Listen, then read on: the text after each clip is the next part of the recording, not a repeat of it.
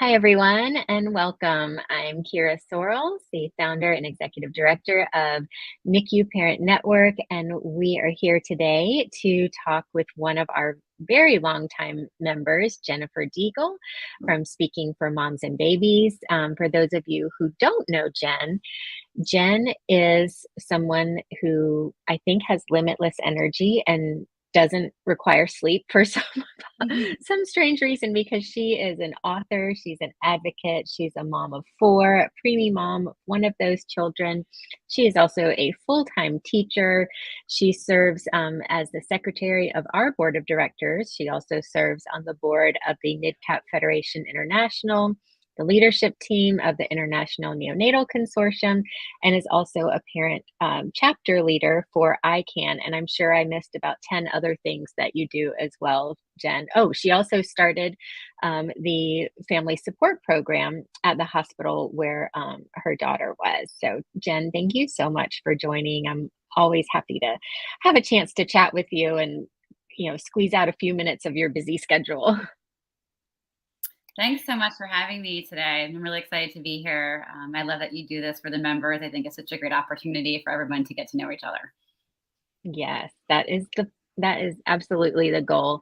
So let's just jump right in and because you have quite a story, quite an experience. You had three children with no pregnancy complications before, right? And Yes. then along came Joy. So tell me a little bit about that and how that kind of just activated you to want to stand up and do something for other families. Yeah. So I had three boys. They were 3, 5, and 7 years old, and very healthy, full term pregnancies. I did have to have C sections with the boys, so that in Hmm. itself, I was told could lead to some complications, but that's really all I was told when I had told Okay. my doctor that we wanted to have a fourth child. Yeah. And can you hear me okay or no? Yeah. Yep. Oh, okay. I can Okay. hear you great. Yep. Sorry. You're good. So yeah, we found out we were pregnant with my daughter, and we didn't know she was a daughter yet. And right away, like almost instantly, there was complications, like more Mhm. spotting than I had had with the other pregnancies. It was just different almost instantly, and I was referred to a high risk doctor, and they told me at that point I probably had a placenta complication. They couldn't tell what it Mhm. was because it was early on. Mhm. Probably placenta previa, maybe something more advanced. Um, Mhm. and that grew, and but then I stopped hemorrhaging. I mean, not hemorrhaging. I'm sorry. I stopped spotting, and I stopped really. I started feeling really great. Like everything was fine. Mhm. Yeah. And I did go on a field trip with my students because I was cleared by my doctor and feeling great, and nothing was going on. And in that field trip, I hemorrhaged, and that in the middle of the night, it was an overnight trip, and that sort of started the whole journey from there. And in and out of hospitals, mostly in for about 6 weeks before my daughter was born, and she was born at 23 weeks. So 23. Wow. 23, yeah, and it's life changing. Besides Mhm. myself and having to come to grips with all the danger that was going on in my life, because my life was in danger quite a bit with the hemorrhaging before and after surgery. But then watching her being so tiny, she was 575 grams, 1 pound, 4 ounces. And she spent 121 days in the NICU. And the first, 1 month for sure, even 2 months were really, Mhm. really critical. Right. And your whole life changes in that moment. Yeah. And you might not realize it. You don't realize it because you're so focused on day to day, minute to minute, what you have to do. But Right. once he was home, and I really had some time to reflect, what had happened to us with Mhm. all the different instances that she almost lost her life as well. Right. I just felt I had to do something else, and that's kind of where the whole advocacy journey started from there. Yeah. So the first thing you did was it the first book that you wrote? Yeah, so I had a journal. I was keeping a journal every day in the NICU because for 1 month straight, I couldn't hold her at all. Hmm. And, I would go there all day and stare at her in this plastic box, perhaps Yeah. get to stick a finger in there if I was allowed to, if it was okay. Maybe at Right. some point take a temperature, but that was it. And that was very taxing mentally because you can't be a mother, at least my view at the Right. time, I wasn't, mothering her, and it was hard. So a nurse told me Right. to write everything down, and I did. Mm. And that Mm-hmm. that notebook turned into a journal that I kept going even after discharge. And about 4 to 5 months after she was home, when I turned around and read it, I realized that it could possibly help other people that were going through something similar, and I needed to share my story. Yeah. And then also, having your boys, and having Joy in the hospital. Tell me a little bit about that. What was that impact on them? It was Because it they was were really they were difficult. young. Yeah, they were 3, 5, and 7.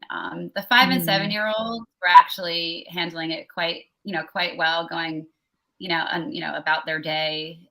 We had a birthday Mhm. party. I couldn't go to it, but we still hosted it. They were okay. My younger son really struggled. I tried to normalize it. Mm. So what I would do, after she was about 2 months old, what I would do is I would take Tuesday and Thursday off of the NICU in the morning, and I would spend the Mhm. Tuesday, Thursday with the boys all morning until dinner time. And Mhm. then I would go NICU overnight for those 2 nights a week. And then the other days I was just almost around the clock there, trying to do some Yeah. things with them. But I tried to keep them connected. I bought little preemie onesies from Toys R Us that we had at the time, and I gave them fabric Mhm. markers, and two of them could write a little bit. One just scribbled on it. But Mhm. I would make sure to go in and have the nurse at least put my daughter in those for just a few minutes, and they would take Right. pictures, and I could go home and be like, look what your sister wore your shirt. Like I tried to just Yeah. them a little bit. Yeah. Um, Right. but my younger son struggled. He would still talk about it Mhm. today. He's 14 and he remembers Mhm. being 3 and what it was like when I wasn't home. That's how he used to word it. Wow. Yeah. Yeah. Yeah. I mean, that's pretty significant. Um, and then that also prompted you to write a children's book, right? Yeah. So he struggled, for a very long time. And I was trying to, figure out what could I have done better. When I was on bed rest in the hospital or bed rest in my home, I was back and forth. I tried to include him in some things, and certain things would be, that would work, that would make him happy. So I did. I Mhm. connected with Angela Davids of Keep Him Cooking, who runs an organization just for high risk pregnancy and bed rest, and we hit it off, and we wrote this book together, Stuck in Bed. And you know we believe, and we've heard it's a great resource. It's a book that you can, if you are in pregnancy bed rest and you have younger children, that you can share, you can Mhm. read with them to show them that this is what happens. We can still do these activities. It has a list of activities that you Mhm. can do in the bed with your kids, and it's just Yeah. another tool to help make it less scary for the whole family. Right. Right. I think that is so wonderful. And, since so Joy now is how old? She's 11. She just turned 11. 11. Oh my, Yeah. I'm glad I didn't say how old I thought she was, 'cause I think I've Yeah. lost like a chunk of time because of the pandemic. But wow, Yeah. 11 years old. Oh my goodness. And in that time, I mean, you have just been all over the globe, all over the country.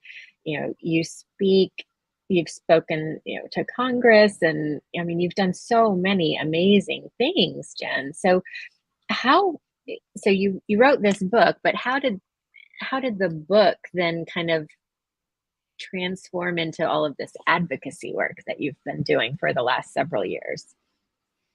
Do you That even remember? Was it just it kind of wasn't an a very organic? organic, but also intentional. When I would connect with people that read it, or I would get messages, there was just a general theme at that time that there really wasn't a lot of support out there.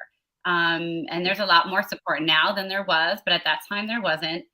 And being a natural teacher, I've been a teacher for 23 years. Mm. Advocacy for Mhm. kids is just kind of it's in me. That's what I do, and Right. families.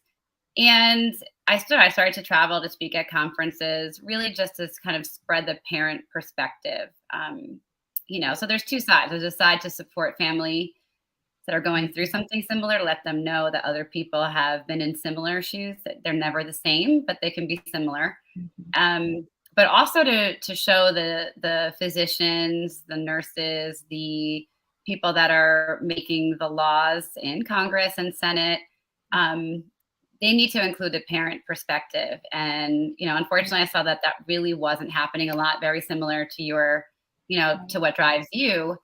They need to Mm-hmm. include that parent perspective, in all of it. And I had this experience, and I was very lucky. I was lucky to come out of my experience. My daughter was lucky to come out of it. And, I think that we need to use that to share our story to help everybody. Absolutely. I mean, I obviously could not agree more because I absolutely share that perspective.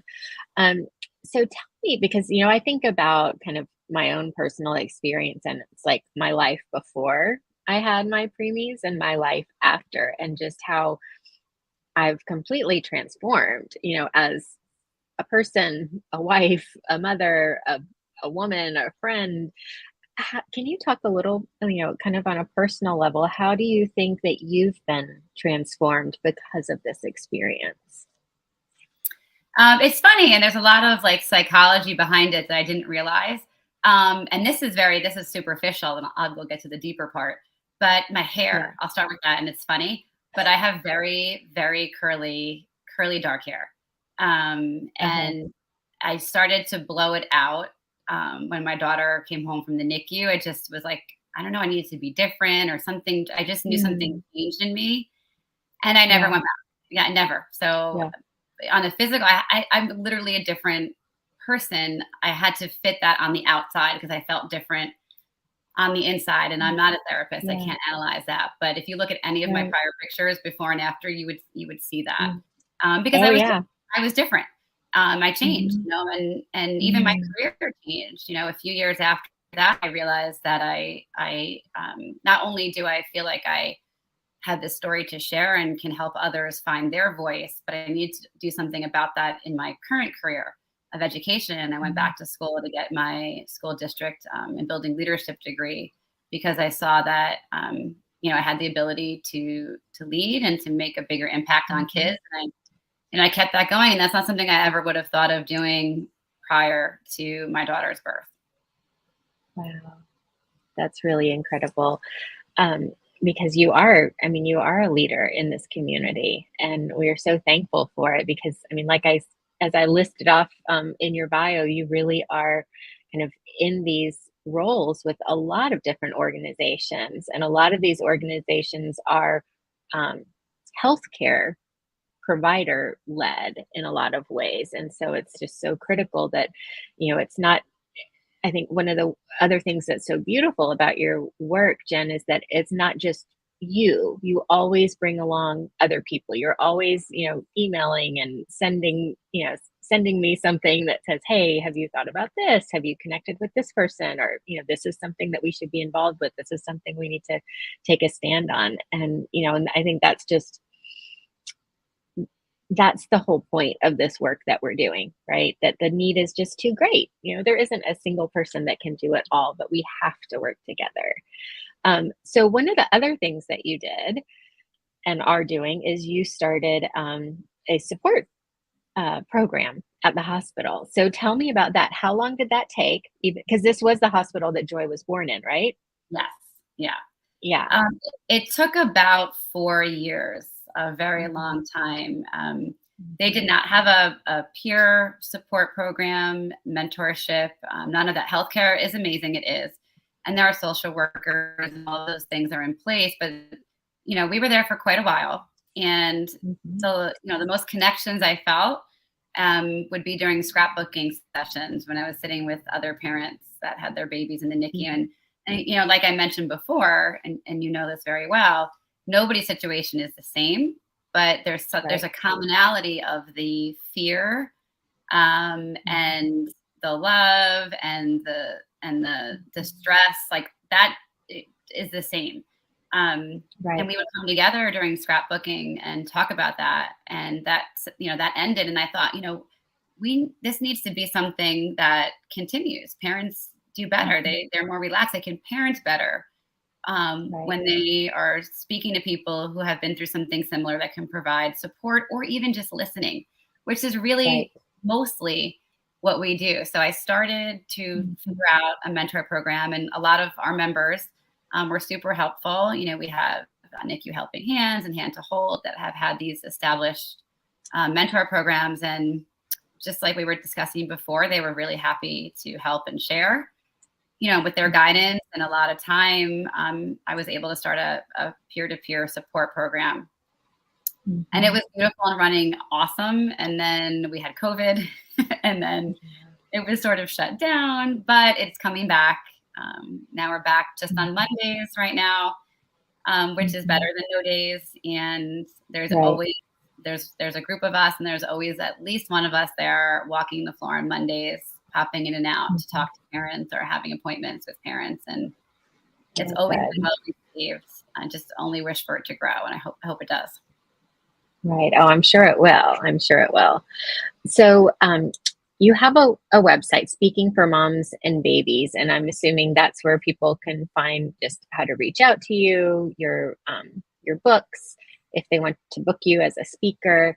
You also have very active social media accounts as well. So if we have a healthcare partner or a family looking for you, what's the best way for them to find you? They can go to speakingformomsandbabies.com, or just my name, just jenniferdegl.com will take them to the same site, and there's a contact link, or you can email me. My name at Gmail is probably the easiest one to remember. Yeah. But yeah, I'd love to connect with anybody, especially if you're in the Northeast area. That's where I live, outside of New York. And I'm always would welcome ideas, even with my mentor program. If somebody has one established and something to share, please pass it along. So I have two final questions for you. One is, what do you wish all healthcare providers knew when they're working with a family? Number one would be the caregiver, parent, or someone else. They are essential for that baby's success, not just in the NICU, and they're going to be their lifelong caregiver after. Every conversation needs to include them, and their opinions have to be valued. Absolutely. I could not agree more. And what about parents? What is one thing that you wish all parents knew? I wish all parents knew that it was okay to share their voice. They can be intimidated when they're in a hospital setting or outside or on the phone, or even if it's years later and you're advocating for services for school. But again, they are the lifelong caregiver, and others will come and go. They will not. And their voice is critical for that child's success. Yeah. So it's the same message, whether it's a healthcare provider or a parent, isn't it? It's that parent voice and participation, engagement is essential. Well, I think that's just a beautiful way for us to end. Thank you so much for your time, and I'm so glad that your summer finally gets to begin. Yes. And thank you so much, Jen, for all that you do. Thank you just for all of the many ways that you advocate and support and educate for all families. Well, thanks so much for having me, and I hope that you have a great summer and vacation, and hopefully we'll talk again soon. Yes, absolutely. Okay.